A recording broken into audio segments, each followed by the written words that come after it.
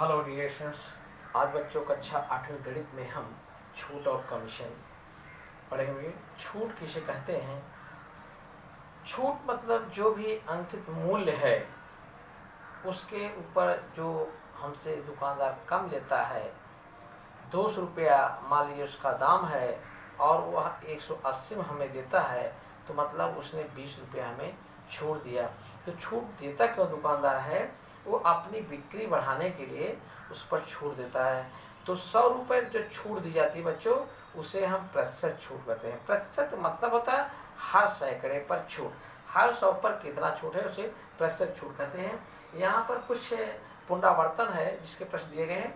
जैसे 12% मतलब 12/100 मतलब ये प्रतिशत क्या हो गया?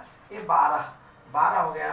प्रतिशत 12 हिंदी में लिखते हैं, इसी को हम 12% कहेंगे। ये 12% 3 प्रकार से लिख सकते हैं, 12/100 या प्रतिशत 12 या 12%। इस प्रकार से यहाँ प्रतिशत 47 दिया है। प्रतिशत माने 100 में से, तो 100 में से 47, ये 47% आता है। 86% 86% है।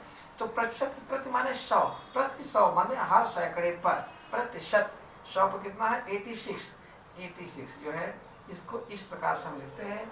300 का 4%, 4% मतलब 4/100, 100 पर 4 रुपये छूट ले रहा है, तो वह 300 रुपये पर कितना छोड़ देगा? 4% मतलब 300 का 4% कितना होगा? तो 100 रुपये 4, फिर 100 पर 4, फिर 100 4, यहाँ पे 4 4 8 4 12 होता है। इस तरह हम 100 100 100 300 हो गया। 300 पे 4 4 4 4 3 12, इसी को हम सरल मेथड में 300 गुणे 4/100 या 300 का मतलब गुणा होता है बच्चों गणित में। यहाँ हम इसको भाग कर 100 यहाँ 300, और सरल तरीका है 1 0 से इसका 1 0, दूसरे 0 0 काटते हैं, तो यहाँ 3, यहाँ 4/3 और गुणे 4 बराबर 12 होता है। 300 का 4% जो है वह 12 होता है बच्चों। इसी तरह 1700 का 15% कितना होगा? 17 गुणे प्रतिशत माने बटे 100 होता है। 15% मतलब 15/100। ये हमारा रिवीजन बच्चों। 1 0 से 1 0 यहाँ काटते हैं, 1 0 से 1 0 यहाँ काटते हैं, यहाँ 1 बचता है, यहाँ 17 बचता है। 17 गुणे 15 कितना होगा? 15 7 105, हासिल लगा 10, 15 का 15 और 10 25, 255। इस तरह बच्चों हम प्रतिशत सूत्र को ज्ञात करते हैं। दिए गए मूल्य पर 100 के हिसाब से जो छूट दी जाती है उसे हम प्रतिशत छूट कहते हैं। इसी प्रकार से हम मान लिए यहाँ पर 1800 का 8% कितना होगा? हम यहाँ पर लिखेंगे 1800 गुणे 8/100, प्रतिशत माने बटे 100। जब प्रतिशत दिया रहे 100 नीचे आएगा, प्रतिशत निकालना गुणे के रूप में आएगा। यहाँ 1 0 से 1 0 कट गया, फिर 1 0 से 1 0 कट गया। या 1800 में 100 भाग करोगे 18 भाग फल जाएगा। 18 गुणे 8 बराबर 18 8 144। इस तरह कोई प्रश्न को हम आसानी से कर सकते हैं।